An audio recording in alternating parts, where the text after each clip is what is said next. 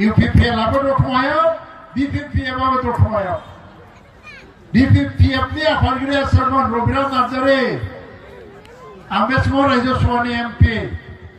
हाग्रामाजों बिराद दावहा नांबाय राजनितिक जोङो गेलेयो जेनबाय थायो रबिराम नार्जारीयाव देरहानो रोङा रबिराम नार्जारीया बे समाव बिखा बुयै बुंबाय जोब्बाबो हाग्रामाजों आं कमप्रमाइज खालामनो हाया थैजासे जुजिलांगोन होननानै रबिराम नार्जारीया बुंदोंना बुङाखैमोन दा गावनि खोथाखौ लाखिनो हायैनो एखेबारे BPFनि दैखराव जब्ब बारसोमहैबाय बियो मानासावथ' जोंहा लिडारफोर थाङाबाबो जायो केन्डिडेटआनो बिराद इन्टारेस्टिंखा केन्डिडेटआ सोर मिथिगौ खैला गसंनानै मिनिनानै आखाइ खिथा हरबानो बरा खावसे गोलैखायो बेखौ खैलाजों माबा शिवली महिलारि आंथ' मिथिफेरा रायलायनोबो मोनफेरबायाखै आङो खुनु दिन रायलायनोबो ना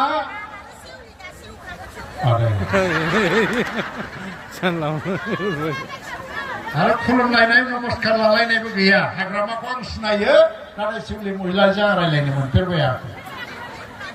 दाखालिसो नुबाय आङो पेपाराव 125 कोटी टाकानि मालिकनो बियो बा बबेनिफ्राय थाखा खामायखो बेथ' मास्टारबो मावाखै बिजनेसबो मावा थारमाने हाग्रामा महिलारि फिसायनि सेरावनो बे थाखा खामायदों आरो दा माने लरेन्स जादों बेखौ फेजेननो थांगासिनो बारा बुंजाया दतमासो बियो देबरगाव बुंहैगोन आङो केन्डिडेटआबो सेंग्रा एखेबारे सेंग्रायैनो दंथारो माबायालाय जाबाय जानायालाय खिन्थु सेंग्रा बोलोगोरा एखेबारे खारनो हानाय बारनो हानाय आरो सोरबा जुजिनो फैयोबा हले आरो मुस्किलखा बेजों समान रावबो जुजिनो हाया राजु नार्जारी जिन्दाबाद राजु नार्जारी जिन्दाबाद दिनै नोंथांमोननि सिगाङावनो आङो बेखौ फंबाय लेंबाय आं दिनैनो नोंथांमोननि सिगाङावनो आङो फंबाय लेंबाय आरो आं जिहेतु दतमानिनो मानसि आं बेवहाय इलेक्सन गेलेनानै जेनग्लिथारनानै बाक्सायाव खालामदों आङो दा बे आंनि जायगाखौ राजु नार्जारीनो गथायनाय जाबाय दे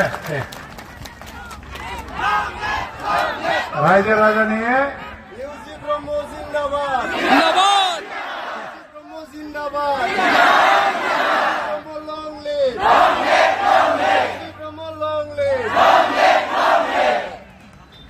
रायजो राजानि आशीर्वादानो इसोरनिबो आशीर्वाद भगवाननिबो आशीर्वाद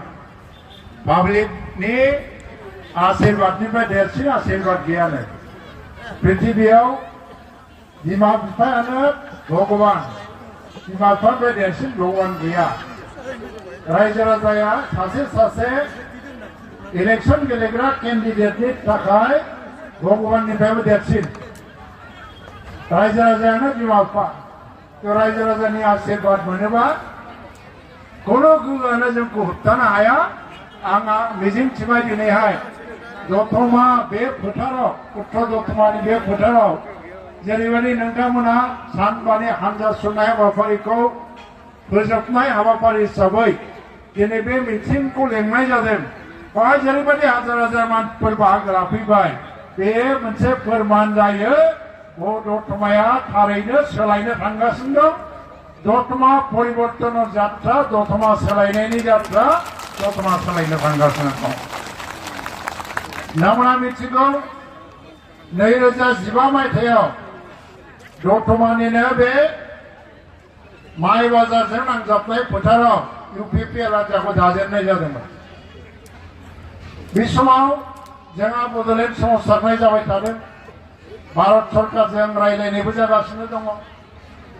समाधान फैयाखै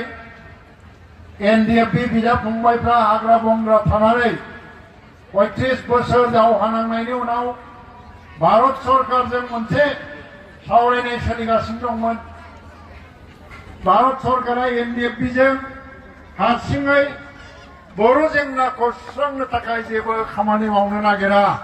बेखौ नुनानै दुलाराय बर' फरायसा आफादाबो एनडिएफबिआ हारसिङै नङा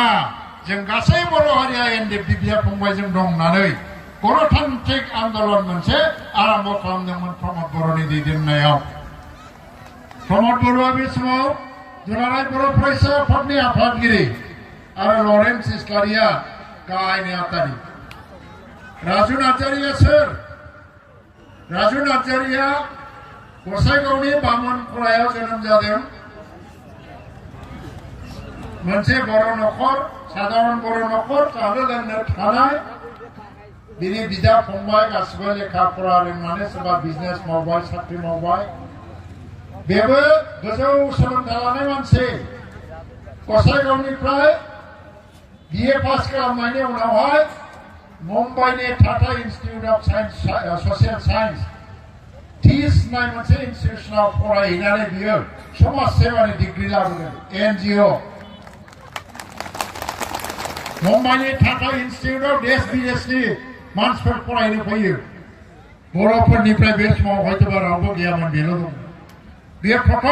प्रथम बेच टाटा इन्स्टिट्यूटआव फरायनो मोननाय मानसि हिसाबै इंराजि, हिन्दी,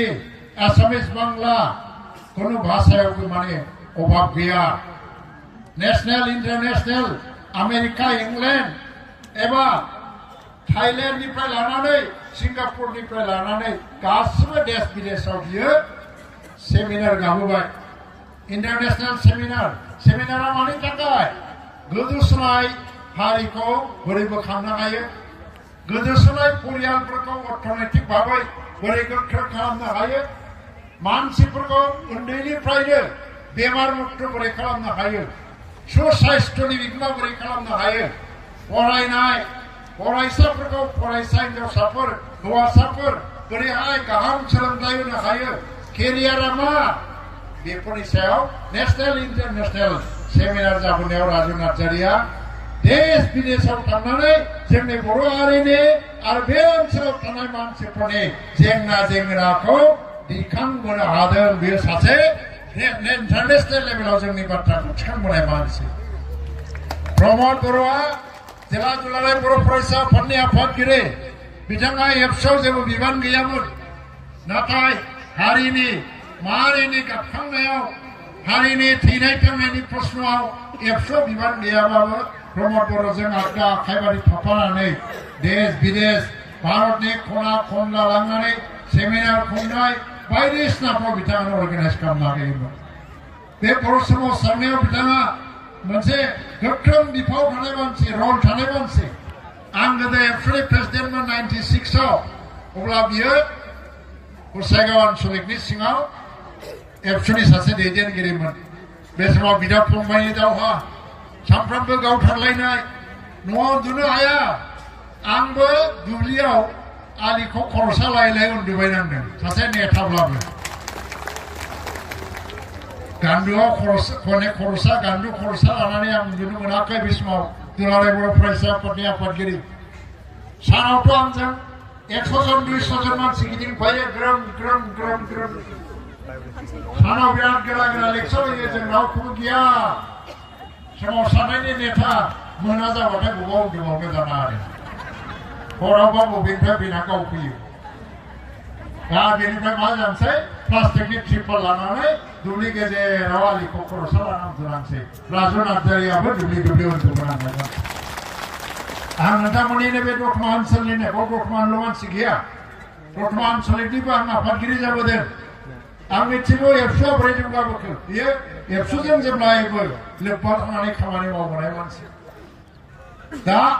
आंनि दुखु सुखु जेब्लायबो आं लोगो मोनबोदों। नै दाखालि आं जेब्ला मिरु आफादनि आफादगिरि जायो, बेनि उनावहाय रायजो सभायाव थांबाय। बेनि उनावथ' डाबल पि दागारबाय। बे डाबल पिआबो बिपिपिएबाबो नोंथांमोना मिथिगौना मिथिया, बे दतमायावनो जोनोम जादों। बे दतमायावनो जोनोम जायो। इउपिपिएलआबो दतमायाव, बिपिपिएबाबो दतमायाव। बिपिपिएफनि आफादगिरिया सोरमोन? रबिराम नार्जारि। आं बे समाव रायजो सभानि एमपि। हाग्रामाजों बिराद दावहा नांबाय राजनितिक जोङो। गेलेयो जेनबाय थायो रबिराम नार्जारियाबो देरहानो रोङा रबिराम नार्जारिया बे समाव बिखा बुयै बुंबाय जोब्बाबो हाग्रामाजों आं कमप्रमाइज खालामनो हाया थैजासे जुजिलांगोन होननानै रबिराम नार्जारिया बुंदोंना बुङाखैमोन दा गावनि खोथाखौ लाखिनो हायैनो एखेबारे बिपिएफनि दैखराव जब्ब बारसोमहैबाय बियो आरो दा खाफाला माबादि भगबानाबो बोरै फिदिङो राजु नार्जारिया रबिराम नार्जारिजों जुजिगोन दाना ओरै नांगाल ओरै ट्रेक्टर मानसिफ्रा बासिनांगौ जाहैबाय नांगालखौ नांगौना ट्रेक्टरखौ नांगौ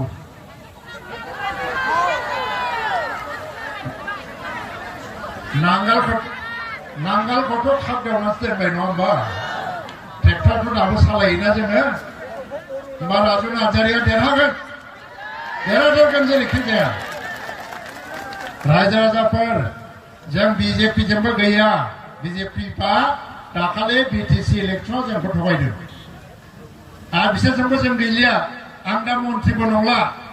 आंखौ मन्थ्रि साननो हागौ दाखालि इलेक्सन फोसावनाय लोगो लोगो मन्थ्रि नंला आङो ओंखायनो बिजेपिजों सोमोन्दो गैला जोङो आरो कंग्रेसजोंबो डाइरेक्ट सोमोन्दो जाथ'वाखै এইবার जोङो गोहो दिन्थिनो नागिरदों এইবার जोङो इउपिपिएलनि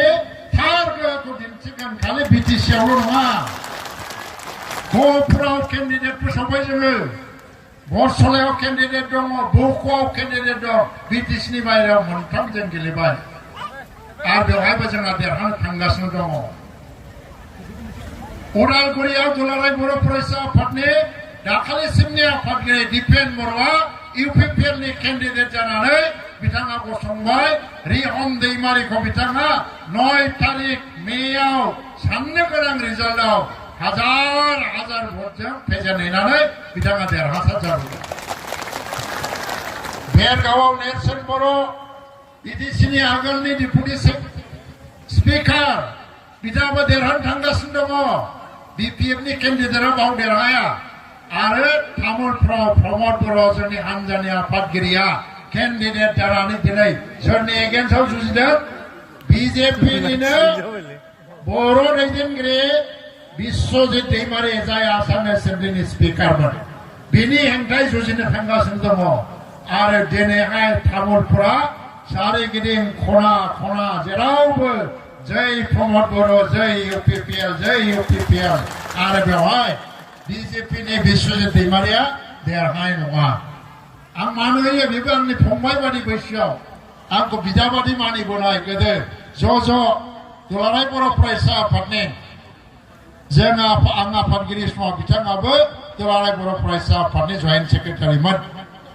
नाथाय राजनितियाव जों सत्तु जाबाय नालाय बिदा फंबायनि खोथा गैया जेनगोना खाथा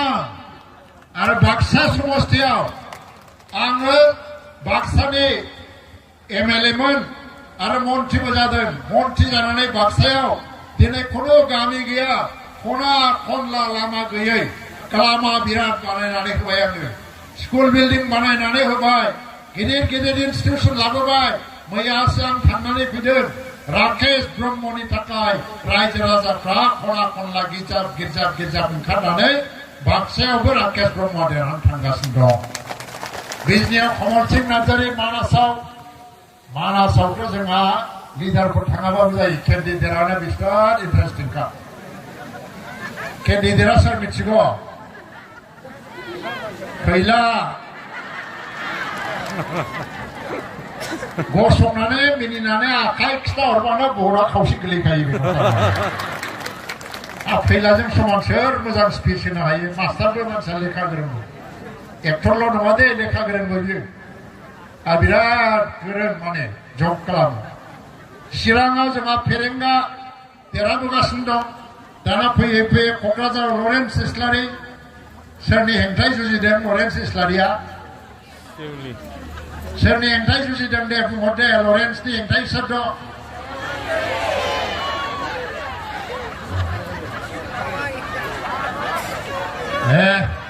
आंनाबो हिन्दी सिनेमानि मेथाइ खनग्राफोरनि बादि सालायलायबाय आरोखि ससेखौ रायजोफ्रा खननांगौमाय होमबा शिवली महिलारि आंथ' मिथिफेरा रायलायनोबो मोनफेरबायाखै आङो खन' दिन रायलायनोबो ना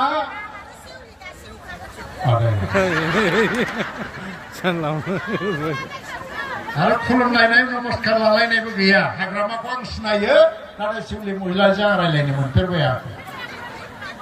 दाखालिसो नुबाय आङो पेपाराव 125 कोटी टाकानि मालिकनो बियो बा बबेनिफ्राय थाखा खामायखो बेथ' मास्टारबो मावाखै बिजनेसबो मावा थारमाने हाग्रामा महिलारि फिसायनि सेरावनो बे थाखा खामायदों आरो दा माने लरेन्स दा बेखौ फेजेन थांगासिनो बारा बुंजाया दतमासो बियो देबरगाव बुंहैगोन आङो देबरगाव बुंहैगोन अरुणोदयासो दानखो आं गार्जेन मिनिस्टारमोन हाग्रामाया बिटिसिआव क्षमतायाव फैनाय लोगो लोगोनो 1 नम्बर अरुणोदय 2 नम्बर अरुणोदयाव अरुणोदय मोनबाय थानाय इउपिपिएल नि आइजोफोरनि नामखौ बिपिएफआ क्षमतायाव फैनाय लोगो लोगोनो माखासे लाब दाननांगौ